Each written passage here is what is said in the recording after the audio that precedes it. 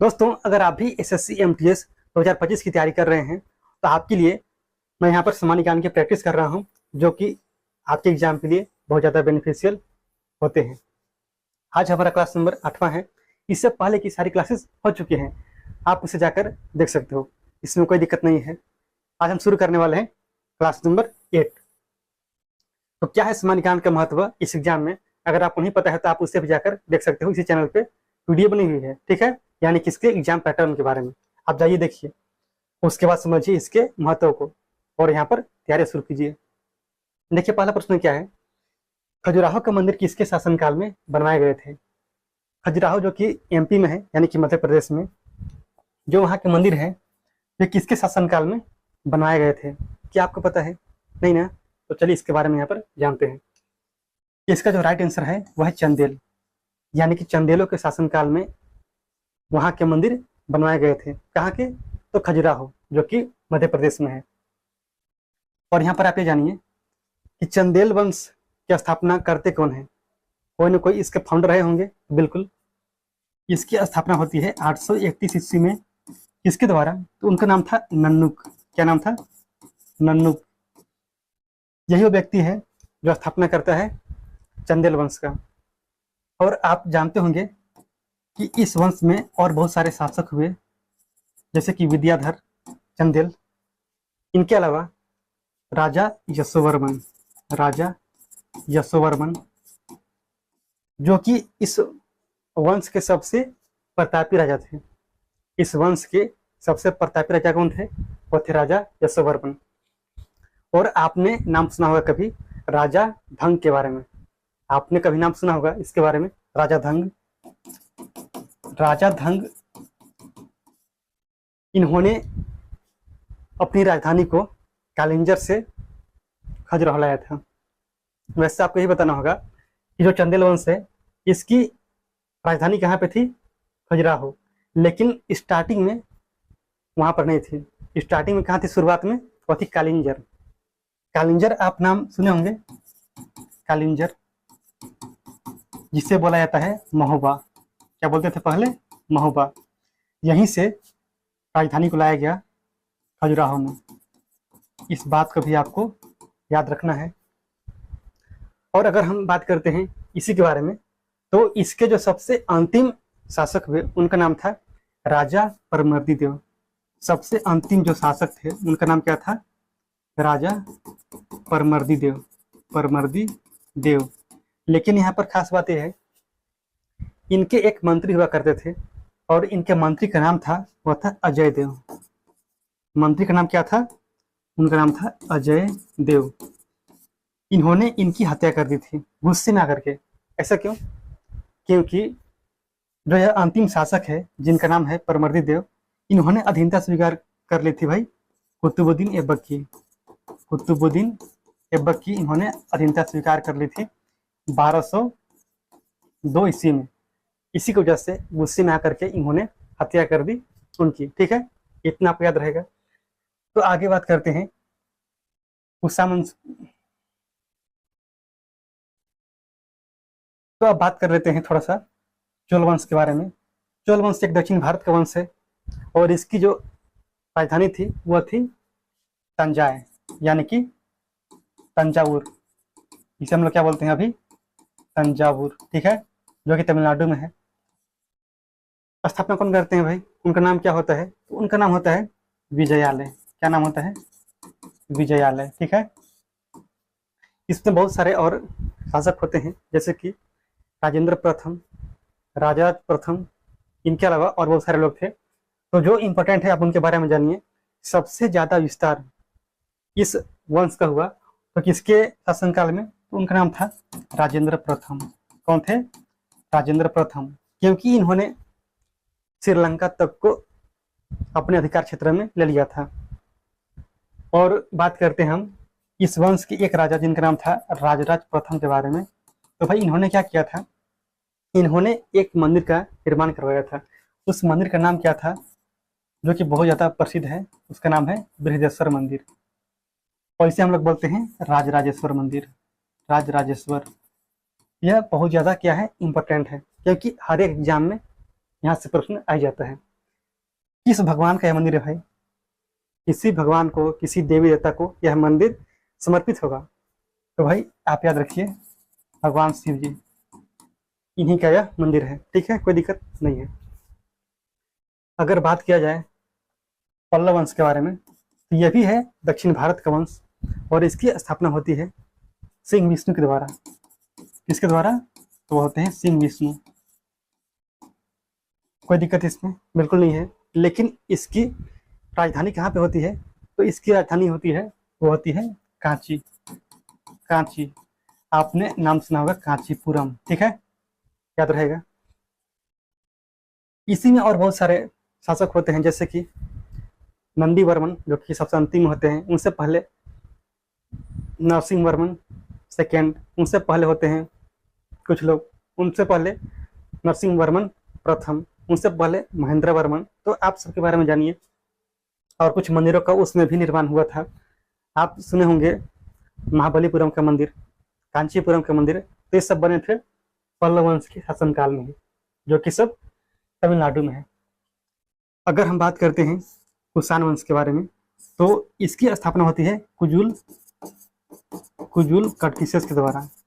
कड़फिसेस यही व्यक्ति हैं जो स्थापना करते हैं कुषाण वंश का। और कुषाण वंश की 2 राजधानी होती है। कितनी होती है? 2।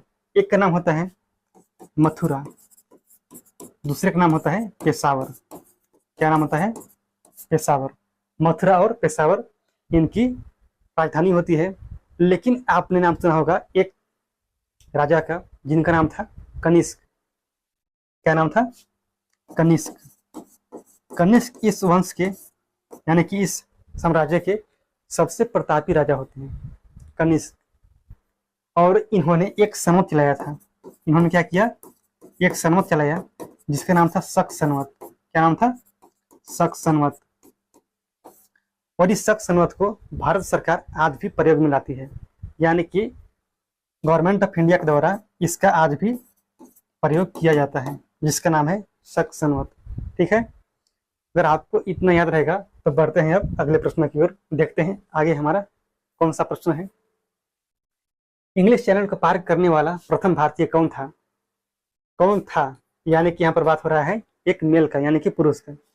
अगर हम लोग बात करते हैं प्रथम पुरुष, तो उनका नाम था मिहिर सेन। क्या नाम था? मिहिर सेन। लेकिन अगर हम लोग बात करते हैं प्रथम महिला, तो भाई तैर करके किन्होंने पार किया? मिहिर सेन ने तैर करके किया था। और एक है आरती शाह, जिन्होंने पार किया इंग्लिश चैनल को, प्रथम महिला है। अनीता सूद कौन है? ये है स्विमर, ये भी एक तैराक है। ठीक है। कोनेरू हम्पी, ये एक चेस प्लेयर है, यानी कि एक शतरंज की खिलाड़ी है। किस राज्य से बिलोंग करती है? तो आंध्र प्रदेश से। संयुक्त राष्ट्र संघ, यानी कि यूएनओ, यानी कि यूनाइटेड नेशन ऑर्गेनाइजेशन, इसका जो मुख्यालय है वह कहाँ पे? इसका मुख्यालय अमेरिका में है, यानी कि न्यूयॉर्क में है। इसकी स्थापना कब होती है? इसकी स्थापना कब होती है? 24 अक्टूबर 1945, याद रखना है। 24 अक्टूबर 1945, जब सेकेंड वर्ल्ड वार खत्म हुआ, उसके जस्ट बाद इसी का स्थापना किया जाता है। लेकिन ऐसा क्यों? क्योंकि फिर से वर्ल्ड वार जैसी स्थिति उत्पन्न न हो जाए, इसी बात को ध्यान रखते हुए बनाया गया यूएनओ, यानी कि यूनाइटेड नेशन ऑर्गेनाइजेशन। कोई दिक्कत नहीं है। इसके महासचिव कौन है? उनका नाम है एंटोनियो गुटरेस। एंटोनियो गुटरेस किस देश का रहने वाले हैं? तो पुर्तगाल के। पुर्तगाल। इसकी राजधानी कहाँ पे है? तो है लिस्बन। कहाँ है? लिस्बन। आपने नाम सुना है रोनाल्डो का, किस देश के हैं? पुर्तगाल के ही हैं। एंटोनियो गुटरेस कब से इस पद पर बने हुए हैं? तो याद रखना है 2017, यानी कि 2017 से इस पद पे बने हुए हैं एंटोनियो गुटरेस। अगर हम बात करते हैं यूएनओ के बारे में, इसके 6 पार्ट्स होते हैं। कितने होते हैं? 6। इसके 6 अंग होते हैं, लेकिन कौन कौन से होते हैं उसके बारे में आपको बताऊंगा किसी और क्लास में। लेकिन आप इतना जानिए, इसमें जो एक है जनरल असेंबली, यानी कि महासभा, उसके बारे में आपको कुछ जानना चाहिए, लेकिन यहाँ पर सब पर रिसर्च करना भी पॉसिबल नहीं है एक छोटी सी क्लास में। दूसरा होता है यूएनएससी, लेकिन इसके बारे में आपको पता होना ही चाहिए, यूनाइटेड नेशन सिक्योरिटी काउंसिल, यानी कि संयुक्त राष्ट्र सुरक्षा परिषद। आप लोग नाम सुने होंगे, किसके बारे में? इसी के बारे में भाई। इसे बोला जाता है दुनिया का पुलिसमैन। क्या बोलते हैं? इसे बोलते हैं दुनिया का पुलिसमैन। और यूएनएससी यानी कि जो सुरक्षा परिषद है, इसके कुछ मेंबर्स होते हैं। कितने होते हैं? 15 होते हैं। लेकिन जो टेम्पोररी होते हैं भाई, वो कितने होते हैं? टेम्पोररी यानी कि अस्थायी 10 होते हैं। और परमानेंट कितने होते हैं? परमानेंट 5 होते हैं। और भारत इसका परमानेंट मेंबर नहीं है। और जो लोग इसके परमानेंट मेंबर हैं, उनके पास कुछ पावर है, इसे बोला जाता है वीटो पावर। क्या है? वीटो शक्ति। और कौन कौन से देश हैं उसके बारे में तो जानना ही चाहिए, तो याद रखिए। पहला है वह है अमेरिका, दूसरा है वह है ब्रिटेन, तीसरा है वह है चाइना, चौथा कौन सा है? फ्रांस, और पांचवा वह है रसिया यानी कि रूस। इन पांचों के पास क्या है? वीटो पावर है, यानी कि वीटो शक्ति है। क्यों? क्योंकि ये परमानेंट मेंबर हैं यूएनएससी का, यानी कि सुरक्षा परिषद का। चलिए आगे बढ़ जाते हैं, देखते हैं अगला प्रश्न क्या है। विश्व की सबसे बड़ी झील कौन सी है? विश्व की सबसे बड़ी झील, अगर हम बात करते हैं एरिया वाइज यानी कि क्षेत्रफल के आधार पर, तो वो हो जाएगा आपका कैस्पियन सागर। अगर हम लोग बात करते हैं पर्टिकुलर ही, जैसे कि मीठे पानी की, खारे पानी की, तो आप बताइए। खारे पानी की वह है कैस्पियन सागर, दुनिया की सबसे बड़ी झील है खारे पानी की। और वैसे भी ठीक है, बैकाल झील ये सबसे गहरी झील है, सबसे गहरी झील। ये भारत की सबसे बड़ी झील है, भारत की सबसे बड़ी झील। कैसी झील है? तो मीठे पानी की, मीठे पानी की यानी कि फ्रेश वाटर लेक है। किस राज्य में है? जम्मू कश्मीर में। सुपीरियर लेक, ये यूएसए और कनाडा इन दोनों के बॉर्डर पर स्थित है, जो कि दुनिया के सबसे बड़ी झील है फ्रेश वाटर लेक यानी कि मीठे पानी की, मीठे जल की झील है। इतना आपको याद रहेगा। और यहाँ पर आप ये भी याद रखिएगा कि जो बैकाल झील है दुनिया की सबसे गहरी झील, इसके बाद जो दूसरे नंबर पे है उसका नाम है तांगानिका। क्या नाम है? तांगानिका, जो कि अफ्रीका में है। कहाँ है? अफ्रीका में। कोई दिक्कत है इससे? बताइए, ऐसे प्रश्न में कोई दिक्कत नहीं ना? आगे देखते हैं अगला प्रश्न क्या है। भारत की संसदीय प्रणाली किस देश से ली गई है? भारत की संसदीय प्रणाली इसे लिया गया है ब्रिटेन से। कहाँ से? ब्रिटेन। संसदीय प्रणाली, आप लोग जानते हैं कि जो भारत का संविधान है दुनिया का सबसे बड़ा लिखित संविधान है, यानी कि रिटन कॉन्स्टिट्यूशन है, दुनिया का सबसे बड़ा। लेकिन आप लोग जानते होंगे कि जो इंग्लैंड है उसका लिखित संविधान है ही नहीं, लिखित नहीं है। ठीक है, अमेरिका से हम लोग कुछ लिए हैं क्या? बताइए, तो अमेरिका से क्या लिए हैं भाई? यहाँ से प्रस्तावना, प्रस्तावना कहाँ से लिए हैं? अमेरिका से। इसके अलावा जो आपके मौलिक अधिकार हैं, मौलिक अधिकार, ये कहाँ से लिया गया है? तो अमेरिका से। ऑस्ट्रेलिया से प्रस्तावना की भाषा, प्रस्तावना की भाषा। अमेरिका से क्या लिए हैं भाई? प्रस्तावना। लेकिन जो प्रस्तावना की भाषा है वो ऑस्ट्रेलिया से। अगर बात करते हैं आयरलैंड की, तो यहाँ से डीपीएसपी, राज्य के नीति निदेशक तत्व। ठीक है, सिंपल सी बात है, इंग्लिश और हिंदी में कंफ्यूज नहीं होना है। अगर बात करते हैं थोड़ा सा रूस के बारे में, तो भाई यहाँ से क्या लिए हैं? फंडामेंटल ड्यूटीज यानी कि मौलिक कर्तव्य। कहाँ से? रूस से। साउथ अफ्रीका, साउथ अफ्रीका, यहाँ से कुछ लिया गया है क्या? तो बिल्कुल, यहाँ से जो अमेंडमेंट्स होते हैं, क्या होते हैं? अमेंडमेंट्स। इसका मतलब क्या होता है भाई? संशोधन। संविधान में जो संशोधन होता है उसका कॉन्सेप्ट कहाँ से दिया गया है? तो वो है साउथ अफ्रीका यानी कि दक्षिण अफ्रीका से। पहला संविधान संशोधन कब हुआ था पता है आपको? फर्स्ट कॉन्स्टिट्यूशनल अमेंडमेंट कब हुआ था इंडिया में? तो 1951 में, 1951 में। ठीक है। अगर हम लोग बात करते हैं कनाडा की, तो आपको कमेंट करना है कनाडा से क्या लिया गया है। ऐसे बहुत सारी चीजें हैं, लेकिन आप एक दो कमेंट कर सकते हो अगर जानते हैं तो। नहीं जानते हैं तो जानिए। जो नदी डेल्टा नहीं बनाती है वह नदी कौन सी है? हम लोग बात की इसके बारे में कि नदी डेल्टा कब बनाती है और डेल्टा कब नहीं बनाती है, कौन कौन सी नदी डेल्टा बना सकती है और कौन नहीं बनाती है, उसके बारे में चर्चा की ही है। आप बता ही सकते हो। तो महानदी डेल्टा बनाती है, यमुना ये मिल जाती है गंगा से, भाई गंगा लास्ट में जाकर डेल्टा बनाती है, कावेरी डेल्टा बनाती है और ताप्ती डेल्टा नहीं बनाती है। इसका राइट आंसर क्या है? वह है ताप्ती। ठीक है। मतलब जितनी नदियां जाती हैं अरब सागर में, ये सब डेल्टा नहीं बनाती है, ये सब बनाती है एस्चुअरी यानी कि ज्वारनद मुख। लेकिन जितनी नदियां जाती है बंगाल की खाड़ी में, ये सब बनाती है डेल्टा। ठीक है। और ऐसा क्यों होता है, इसके पीछे कारण क्या है, तो कारण के बारे में डिस्कस करेंगे। ठीक है। WTO का मुख्यालय कहाँ पे है? WTO देखिए, WTO एक ही नहीं है, दो है। जैसे कि WTO एक है आपका वर्ल्ड ट्रेड ऑर्गेनाइजेशन, यानी कि एक है आपका यहाँ पर ट्रेड वाला, और दूसरा यहाँ पर वर्ल्ड टूरिज्म ऑर्गेनाइजेशन, यानी कि यहाँ पर क्या है दूसरा, वो है टूरिज्म। यानी कि पहला है आपका व्यापार वाला विश्व व्यापार संगठन, और यहाँ पर दूसरा है वह है विश्व पर्यटन संगठन। जो ट्रेड वाला है इसका जो हेडक्वार्टर है यानी कि व्यापार संगठन का, वह जिनेवा में। कहाँ पे है?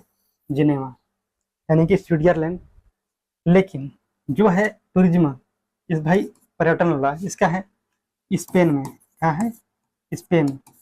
जो इसकी राजधानी है मैड्रिड, वहीं पर है इसका हेडक्वार्टर विश्व पर्यटन संगठन का।